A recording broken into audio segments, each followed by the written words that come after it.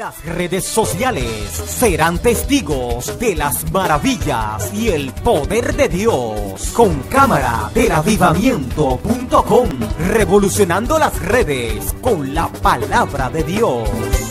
Bueno, ya ustedes escucharon el tema, hemos estado trabajando sobre esto y obviamente lo que quisiera comenzar, porque el tiempo es reducido. Eduardo, no está funcionando el point, pues que está apagado. Okay. ¿Qué es la paz según la Biblia? Perdónenme que me baje aquí para estar más cerca de ustedes. En el ámbito judío, el concepto de paz es un poquito más amplio que el concepto de paz que tenemos en el lenguaje español. Si pueden mirar la pantalla, dice que la palabra paz en la Biblia viene de la palabra shalom, que la palabra shalom se usa en muchas partes de la traducción en español de paz, ok, pero la definición de paz en español moderno es una ausencia de tensión o de guerra. Igualmente habla que la palabra shalom es algo más que eso, es experimentar la plenitud de Dios con los demás y con su creación. Fíjense que es algo más amplio. ¿Y por qué? Porque esto está íntimamente relacionado. La paz, como bien se ha estado explicando, comienza con nuestra relación con Dios. Se traduce entonces en mi relación con los demás y continúa además con nuestra relación con el medio ambiente. En un momento determinado, cuando Dios creó la humanidad y hizo todo lo que Él efectivamente creó, este estado de paz, este shalom, existió realmente. Y si nosotros nos vamos a Génesis capítulo 1, que es un pasaje muy conocido, donde se describe efectivamente la creación, al final dice el verso 27 que creó Dios al hombre a su imagen. A imagen de Dios lo creó, varón y hembra los creó. Y lo bendijo Dios. Aquí viene el shalom. La paz viene a partir de la bendición de Dios. Y dijo: fructificad y multiplicaos, llenad la tierra y sojuzgarla, señoread sobre los peces del mar, las aves del cielo y todas las bestias que se mueven sobre la tierra. Y al final, el pasaje concluye diciendo: y vio Dios que todo lo que había hecho era bueno y en gran manera bueno. Entonces ese estado de creación, de inocencia, de verdad, de pureza, acompañado de la bendición de Dios, es lo que representa el ideal. Era cuando el hombre estaba en el huerto del Edén, lo que Dios espera que efectivamente nosotros alcancemos en una justa dimensión. Sin embargo, la realidad que tenemos tanto en la Biblia como en nuestro país es muy diferente a esto que acabo de explicar. Hace apenas una semana fallece joven linchado tras supuestamente intentar robar en vivienda en Villamella una motocicleta, ¿verdad? No quiero ni siquiera pensar, ni siquiera traer la foto de eso. Me llamaba un pastor en el día de ayer, un pastor precisamente que pastoreó por varios años en San Pedro de Macorís, de cómo eso se está pasando en Estados Unidos. Están pastoreando en Estados Unidos en este momento, en la televisión. Hemos dado la imagen de que somos bestias en República Dominicana, de bestialismo. Hace unos meses ahorcan haitianos en parque público de Santiago. Feminicidios. No hay manera de tratar este tema sin tratar esto. Aumentan a la par de la pobreza en República Dominicana. Se cuentan de miles de mujeres que han sido muertas, asesinadas por sus propios maridos frente a sus hijos. Hace un tiempo que escuché una historia muy triste, y que seguro que ustedes han escuchado cientos de ellas. Un hombre mata a su mujer y su hijo desde pequeño lo que está calculando es: estoy esperando que mi papá salga de la cárcel para matarlo porque él mató a mi mamá. Ayer me comentaba una joven que decidió celebrar su cumpleaños en una escuela pobre y estaba con unos niños y comenzó a compartir con ellos. ¿Y tú qué vas a hacer? Yo quiero ser abogado. ¿Y qué tú qué vas a hacer? Yo quiero ser bombero. ¿Y tú qué vas a hacer? Pero vio una niña que de una manera muy entusiasta dijo que quería ser abogada. ¿Y por qué tú quieres ser abogada, bebé? Porque mi mamá está presa porque mató a mi papá. Cada sangre derramada en el ámbito de nuestras familias, dominicanos y dominicanas, autoridades aquí representadas, incluyendo los pastores que son autoridades espirituales, contamina nuestra tierra. Recordemos que el capítulo 4 de Génesis, cuando Dios le llama la atención a Caín, uno de los elementos que le dice que la sangre de tu hermano ha contaminado la tierra. Cada sangre derramada de esas mujeres, de esos niños, de esos caballeros aún, está contaminando nuestra tierra y aleja el corazón. Dios no quiere mirar eso, pero sí nos va a juzgar por eso. Y Él lo ha establecido en su palabra. Y cada uno de nosotros como autoridades estamos llamados a asumir esto en una dimensión más allá. Nunca va a ser suficiente lo que podamos hacer. Cada vez tenemos que pensar y pedirle a Él la gracia de qué hacer para mejorar esto. Eduardo y Ángel, si podemos retirar un poquito la mesa para que se vea más grande la pantalla y así lo puedan mirar los demás, por favor. ¿De dónde viene esta falta de paz en la tierra? Si ahorita les mostré la belleza del huerto del Edén, que todo era bueno y bueno en gran manera, y creced y multiplicado, y que Dios los bendijo para que eso se diera, así como nosotros conocemos el capítulo 1 y el capítulo 2 del libro de Génesis, también conocemos el trágico capítulo 3, que qué pena que no lo pueden mirar, pero si ustedes quisieran seguirme, bueno, eso, excelente, hermano, excelente. El trágico capítulo 3 de la Biblia. Y tiene como título Desobediencia del hombre. Y obviamente cuando habla aquí de la desobediencia del hombre, se refiere a la desobediencia de la humanidad en términos generales, ¿verdad? Y comienza contando aquí que la serpiente era más astuta, más que todos los animales del campo que Jehová había dicho, la cual dijo a la mujer, con que Dios ha dicho no comáis de todo árbol del huerto. Y muchas veces, ojos pastores, ojos autoridades, aquí comienza el fracaso de las sociedades. Cuando comenzamos a oír voces fuera de nuestro contexto, fuera de nuestra sociedad, gente que no conoce nuestra cultura, ni conoce nuestros valores, cuando comenzamos a darle espacio, ahí comienzan nuestros problemas. Comienza a confundir. Comienzan a cuestionar, como decía alguien, que la Biblia no tiene autoridad para plantear la moralidad. Si no es la Biblia, entonces ¿quién la tiene? Ha sido el libro más vendido en toda la historia de la humanidad. Ha sido el libro que más ha influenciado toda la historia de la humanidad. Ha sido el libro más referido en la constitución de los principales países del mundo. Entonces, si la Biblia, que a pesar que han intentado destruirla, descalificarla, aún se mantiene, porque hay una promesa que dice que el cielo y la tierra pasarán, pero que su palabra no pasará. La pueden seguir quemando, la pueden seguir descalificando, pero se va a cumplir, porque no va a pasar toda, ni una jota ni una tilde va a dejar que se pase. Luego de que ustedes conocen que vino el pecado, el verso 11 dice, y Dios les dijo, ¿quién te enseñó que estaba desnudo? ¿Has comido del árbol que yo te mandé que no comience? Ahí comenzó la pérdida de la paz en el mundo por la desobediencia.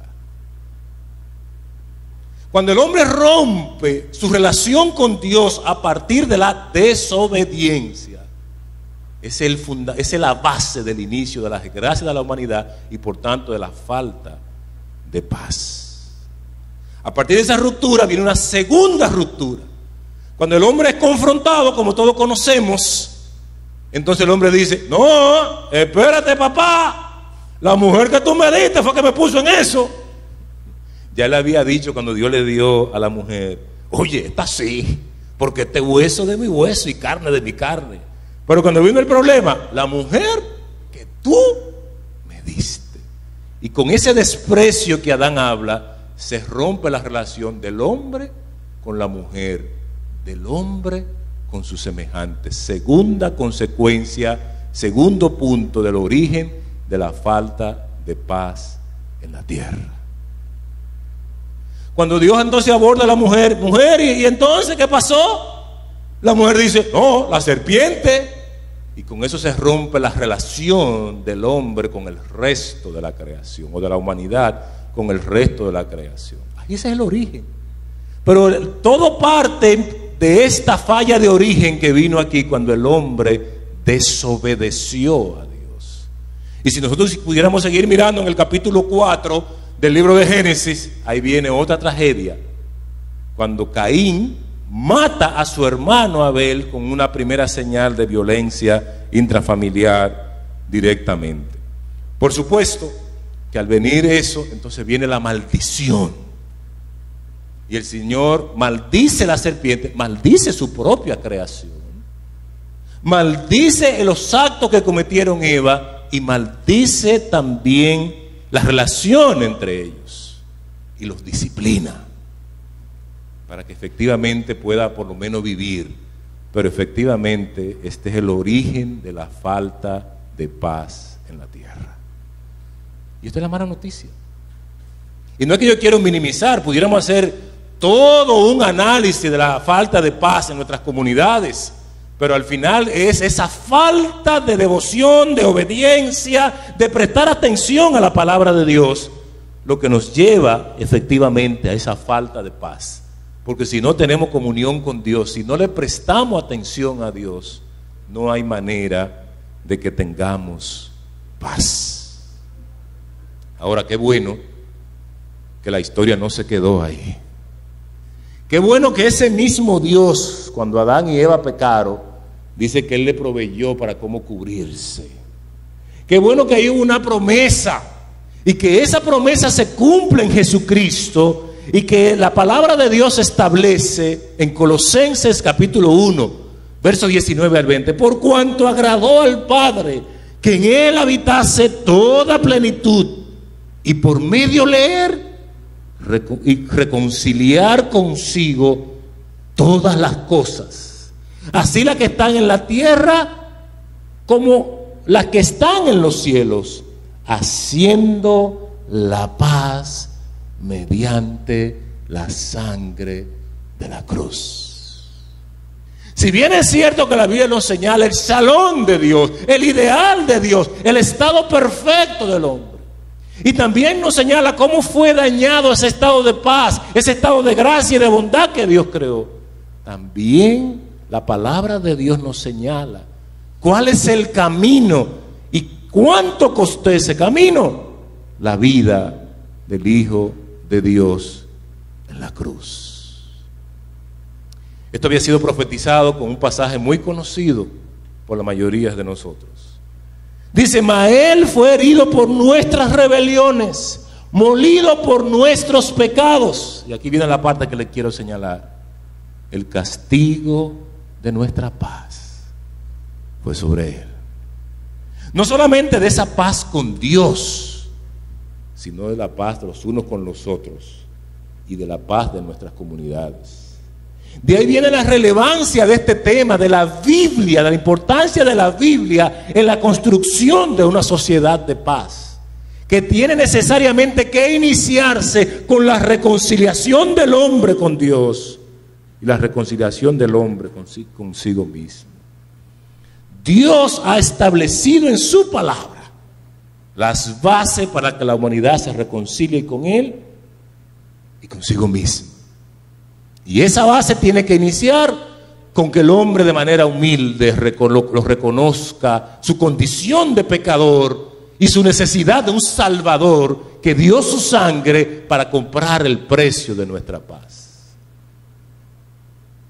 Sé que para algunos le pueda llamar la atención que en un evento protestante haga una referencia de un papa. Pero parte de esa paz que tenemos que compartir, y no estoy hablando de ecumenismo, y la tolerancia a la diversidad. Examinarlo todo y retener lo bueno. No sé cuántos de ustedes estarán en contra de esto que dijo este Papa. La verdadera reconciliación entre hombres enfrentados y enemistados solo es posible si se deja reconciliar al mismo tiempo con Dios. ¿Alguien tiene oposición a eso? Es lo que nosotros creemos. La reconciliación verdadera entre los hombres tiene que comenzar primero ¿Con la reconciliación con quién? Con Dios. Pero la Biblia no se queda nada más en ese ámbito de lo espiritual, de lo que nosotros mal llamamos espiritual, en el sentido de aceptar el sacrificio de Cristo como válido para reconciliarnos con Dios. No, recuerden que la cruz tiene dos palos. Un palo que es vertical, que nos lleva a Dios, pero también un palo horizontal que nos lleva a los ladrones, nos lleva con el prójimo, haciendo un perfecto resumen de amar a Dios sobre todas las cosas y a tu prójimo como a ti mismo. Entonces, a partir de esa paz entre el hombre con Dios, que Dios le ha creado el camino a través de Jesucristo, también Dios en su palabra establece las bases para la reconciliación del hombre con el hombre, es decir, de la humanidad en sentido general. ¿Y cuáles son esas bases? Y muy brevemente, porque ustedes la mayoría son pastores y pudieran darme clase a mí de esto que voy a hablar. En el libro de Efesios, que fue una carta que se escribió a una ciudad que se llamaba Éfeso. Algunos dicen que ese libro contiene las propuestas para una nueva sociedad a partir de los valores cristianos, a partir de lo que Dios espera de la sociedad. Y en el capítulo 5 hay una serie de verdades que quiero brevemente compartir, ¿verdad? Para que no me canten ahorita que Faraón deja de ir a tu pueblo, ¿verdad? En el verso 18, aquí aparece el primer principio, el primer fundamento para construir una sociedad de paz a partir de la Biblia. No os embriaguéis con vino en el cual hay disolución, antes sed llenos del Espíritu. Entonces, el primer principio que tenemos ahí es que Dios tiene que ser el centro de la familia. Está precisamente en un pasaje donde luego se habla de fundamentos para la convivencia familiar. ¿Y por qué esta carta está dirigida a crear los fundamentos de la convivencia familiar? Porque cuando perdimos la paz, el enemigo de nuestras almas lo que hizo fue que intentó destruir la familia, que es la base de la sociedad que Dios creó. Entonces, obviamente, en el rescate que hace Cristo de la paz, no solamente de la paz con Dios, sino entre nosotros, tiene que comenzar con el rescate de la familia. Y qué triste que la mayoría de las Biblias dividen este pasaje de ser lleno del Espíritu de también las relaciones intrafamiliares, donde sabemos que es un solo tema que se está tratando allí. Entonces, cuando hablamos de ser lleno, y cada uno, según el fondo teológico que venga, puede tener una interpretación de qué significa ser lleno. Pero para decir de una manera simple, es la presencia plena de Dios a través de su Espíritu en nuestras vidas. La manera como eso se manifiesta, podemos tener diferentes maneras. Y en la tolerancia y en la paz cristiana caben todas esas maneras, si no son antibíblicas. Pero aquí lo que se quiere llamar la atención es que para que haya una verdadera armonía familiar, que son los siguientes versos que continúan, la base es que Dios y su palabra tienen que ser el centro de la familia dominicana y por tanto de cada una de nuestras familias. No pensemos, con todo respeto a las autoridades que tenemos aquí, que teniendo más policía que vamos a tener una sociedad más de paz. Porque tendríamos que tener un policía para cada dominicano. Imposible. Y no es que estoy quitando la responsabilidad a las autoridades, pero seguimos nosotros pensando en ninguna parte la policía ha sido encargada de generar paz, en ninguna parte. Si cada uno no se convierte en policía de su familia, cada papá y cada mamá, no vamos para ningún lado, señores.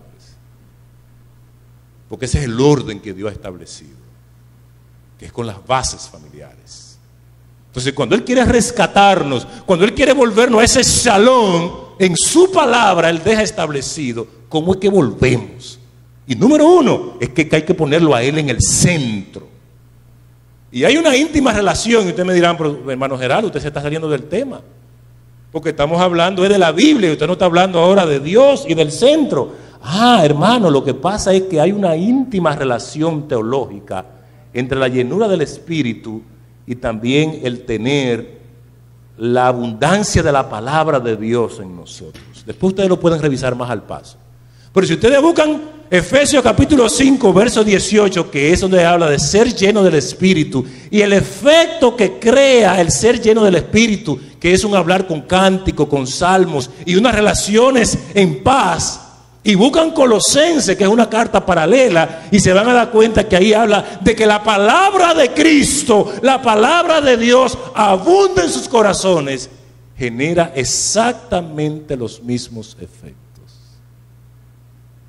Entonces, parte de lo que podemos entender cuando hablamos efectivamente de ser lleno de la plenitud de Dios en nuestras vidas y en nuestros hogares, no estamos diciendo otra cosa, que nuestros hogares sean saturados, sean permeados y sean fundamentados en la palabra de Dios, y veremos que vamos a tener cánticos espirituales y vamos a tener mejores relaciones. Le invito, por favor, no es un estudio bíblico, que lo puedan revisar luego en sus respectivos hogares, ¿verdad?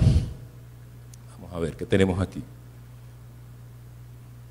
Ese fue un pequeño anuncio. Entonces le decía que lo primero es que Dios tiene que ser el centro de nuestras familias. En segundo lugar, como le decía, existe una relación entre la llenura del Espíritu y el conocimiento de la palabra de Dios. Siguiente, tenemos que promover el sometimiento mutuo. Y aquí voy a tirar un bucapié que muchas veces he tirado cuando tiro este tema. Una vez había un pastor que estaba hablando de esto y dijo: varón, ¿verdad que los hombres tenemos que someternos a las mujeres? No, nosotros somos cabeza y no cola. Pero ahí dice, ¿cómo que dice el verso?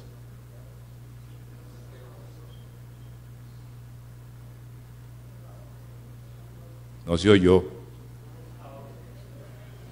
Someteos o sea, la norma general es someteos los unos a los otros, no es las unas a los otros. Ese machismo no está acabando, ese matriarcado no está acabando, y la violencia intrafamiliar, la violencia de la sociedad comienza en ese mal entendimiento que tenemos del sometimiento de los unos a los otros. ¿No dice Filipenses, hay en nosotros este sentir que hubo en Cristo Jesús y que considera a los demás como inferiores a nosotros mismos? ¿No es así que dice? ¿Cómo que dice? Como superiores. ¿Me están entendiendo, verdad? ¿Verdad que a veces actuamos como si dijera superiores? Perdón, como si dijera inferiores. Que tratemos a los demás como inferiores a nosotros mismos. Dice que como superiores. ¿Cuánto alaban al Señor, como dicen los hermanos? En tercer lugar, por supuesto, las damas tienen que asumir su rol en sujeción a sus esposos. Yo sé que esto es grosero, y hablar de esto en este tiempo, podemos hablar aquí de machismo, pero no es así, amadas hermanas ni hermanos. Cuando el Señor le dice a las casadas que estén sujetos a sus maridos, las casadas no tenían ningún derecho. Entonces aquí Pablo no le está quitando derecho, le está reconociendo un derecho. Ustedes tienen el derecho de decidir. Ahora en Cristo decidan someterse. Porque acuérdense que las mujeres, los judíos oraban: Señor, gracias por no hacerme un perro, no hacerme un gentil y no hacerme mujer. Esa es la mentalidad que había cuando esto se escribió. Entonces cuando Pablo le dice: mujeres casadas estén sujetas a sus maridos, como el Señor le está dando una potestad que ellas no tenían, como se la daba a los esclavos también. El esclavo no tenía ningún derecho. Entonces no es que la Biblia está a favor de la esclavitud, no, está a favor del esclavo cuando le dice que trate al amo con respeto, dándole un derecho, una posición que no tenía. Entonces esa es otra confusión que tenemos. Y cuántas veces se nos acusa que la Biblia es machista. No, lo contrario. En ningún libro de ese tiempo, hace 2000 años, ustedes van a encontrar que se diga que a la mujer hay que tratarla como vaso frágil, y como si fuera poco, dice, como coheredera de la gracia, es decir, igualita que nosotros. Y agrega algo más: para que sus oraciones no tengan. Y es fácil. Dios tiene que ser el centro. Hay una relación entre la llenura y el conocimiento. Hay que promover el sometimiento mutuo, donde yo cedo mis derechos, donde yo soy cabeza, pero cojo la ponchera para lavar los pies, para seguir como el ejemplo del Mesías. Donde yo, si soy una dama, reconozco que soy libre en Cristo, y en esa libertad decido sujetarme a mi marido, que Dios lo ha puesto como cabeza, no como el macho. Cabeza. ¿Y qué era cabeza en ese tiempo? ¿Saben qué era cabeza? era el individuo que cuando no había brújula sabía llevar el barco al puerto seguro.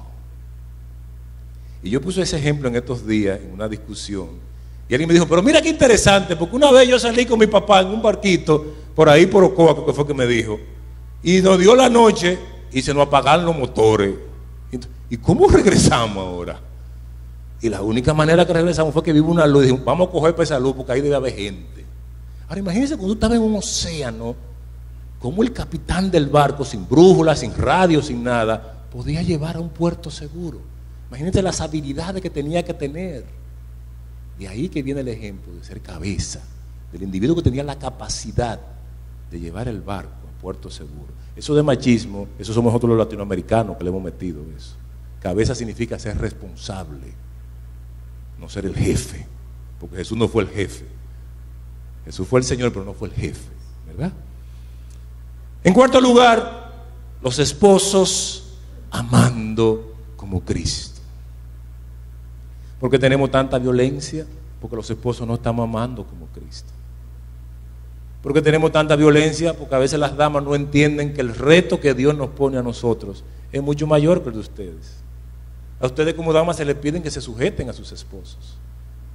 Pero amar como Cristo a alguien, eso es imposible. Y yo no lo digo para que tiremos la toalla y no hagamos nada, sino para que, ojo, esposo, hagamos conciencia que el llamado nuestro es lo más sublime que puede existir. Y ojo, dama, como ustedes tienen que clamarle a Dios que nos dé la gracia y la fortaleza para que podamos cumplir con ese llamado de que amad a vuestras esposas así como Cristo amó a la iglesia y se entregó a sí mismo por ella. Cuando un hombre mata a una mujer, no está amando como Cristo amó a la iglesia, porque Cristo no mató a la iglesia. Cristo se puso a disposición de morir por la iglesia. Entonces, ojo iglesia, ojo autoridades, tenemos que promover esto que hace 2000 años que la Biblia lo dijo, para que evitemos este desastre, esta diablura que hay en la familia dominicana. Pero estas son las bases, volviendo a lo básico. Yo no estoy diciendo nada nuevo, esto tiene 2000 años. Pero no lo estamos implementando porque nos estamos dejando arrastrar por nuevas corrientes que lo que están es dañando nuestra sociedad. Sigue diciendo que esa esposa es para santificarla, habiéndola purificado en el lavamiento del agua por la palabra, a fin de presentársela a sí mismo, una iglesia gloriosa que no tuviese ni mancha, ni arruga, ni cosa semejante, sino que fuese santa y sin mancha. Hermano, le estamos agregando arruga tú y yo a nuestra esposa, porque no la tratamos bien, no le damos cariño. Mire, la idea habla de mancha y arruga. Fíjense que habla de mancha y arruga. O puede decir nuestra esposa, tú has agregado valor a mi vida, tú has agregado vida a mi vida. Y tenemos que promover eso si queremos tener comunidades de paz. Que los hombres, de una manera seria y comprometida, intentemos amar a nuestras esposas como Cristo amó a la iglesia. Sigue diciendo entonces en el capítulo 6, a otro grupo y a los hijos. Y si ahorita era incómodo porque a veces tenía que hablar a los esposos y a veces tenía que hablar a las esposas, aquí no, aquí es muy fácil, ahí estamos todos, porque todos somos hijos e hijas. Aquí es muy fácil. ¿Y qué nos llama? Aunque seamos ya grandecitos, hijo, obedeced en el Señor a vuestros padres. Y en el verso 2, honra a tu padre y a tu madre para que te vaya bien. Estaba viendo el programa de Nancy Álvarez, ese programa que ella da de Miami, ¿verdad? ¿Quién tiene la razón? Llevaron a un joven de uno de los países de América Latina que lo habían encargado de cuidar a su padre. Y él tenía 2 hermanos en los Estados Unidos que le mandaban dinero al país, eran de Nicaragua, le mandaban dinero a Nicaragua para que él cuidara al padre y viviera con él, le comprara su medicina y lo atendiera. Pero el joven tenía una rabia con el padre, según él decía, porque ese padre maltrataba a su mamá. Y él desde niño lo que tiene fijado es eso. Y lo que hacía era que se bebía los cuartos y al final lo que hizo fue que vendió la casita que habían comprado y lo mandó para un asilo. Y se fue él con los cuartos para los Estados Unidos. Y él decía que no, que su papá lo maltrató y él vio el maltrato con su mamá.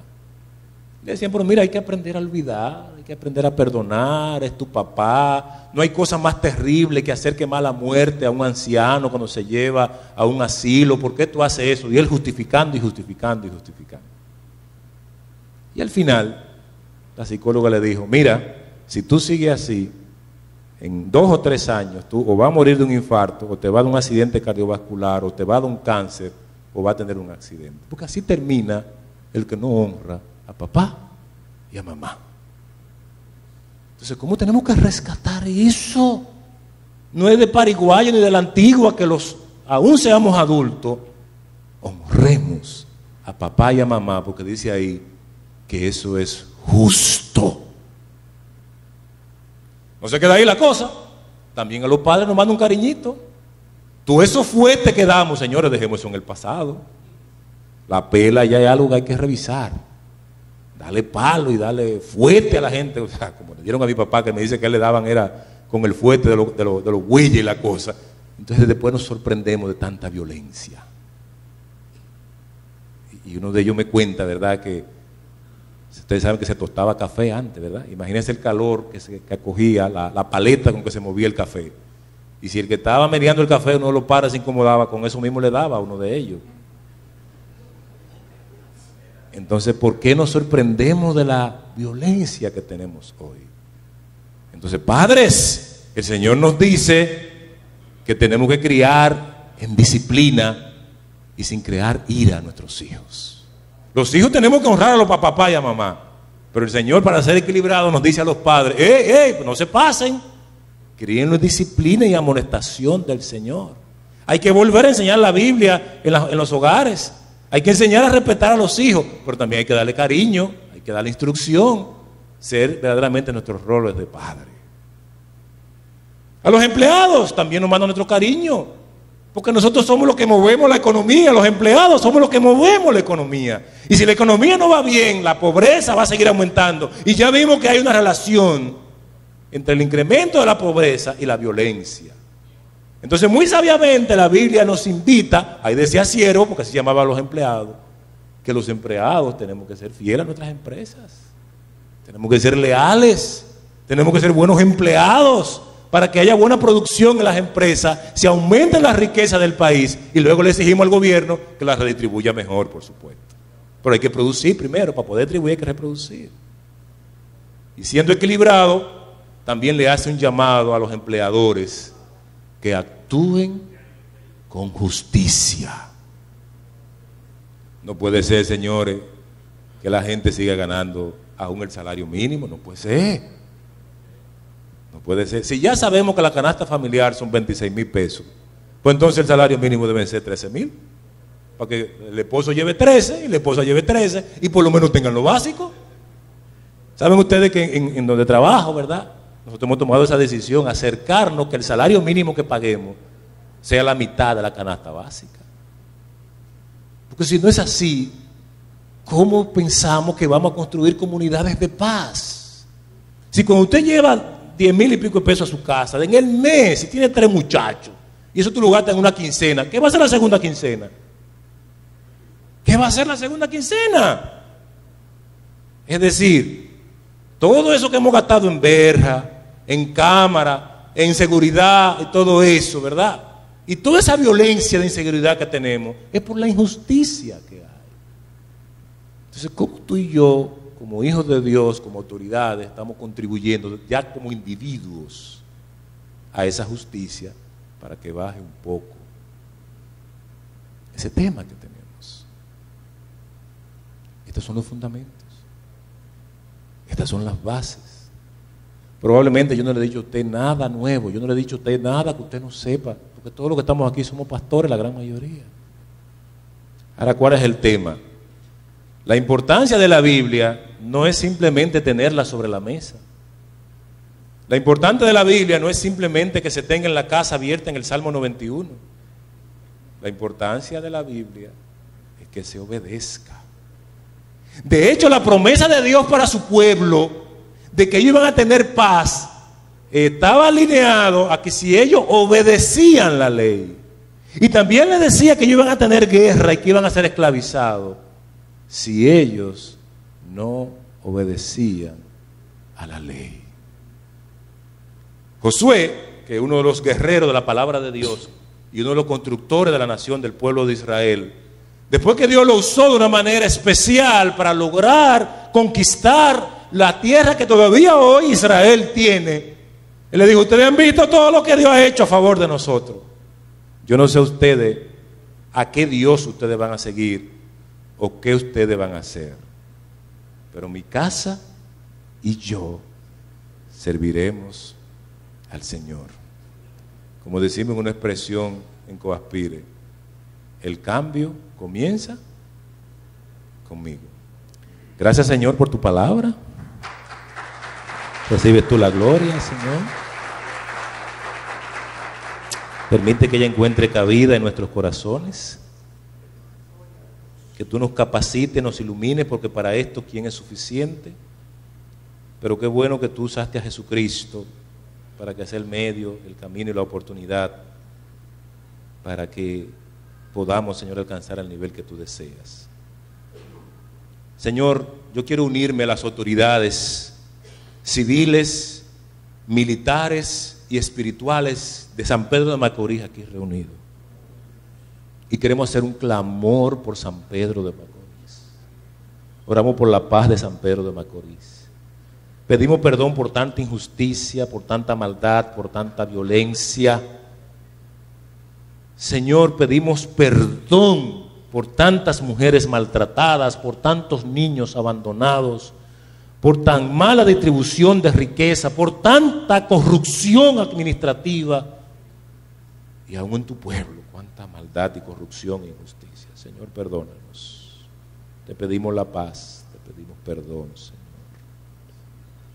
Te pedimos que nos capacite a ser hombres y mujeres que te tengamos en el centro de nuestros corazones. Que llevemos tu verdad a nuestros hogares, Señor. Que llevemos tu palabra a nuestras comunidades. Que nos convirtamos en portadores y promotores de tu paz. Para tu gloria y honra. Amén.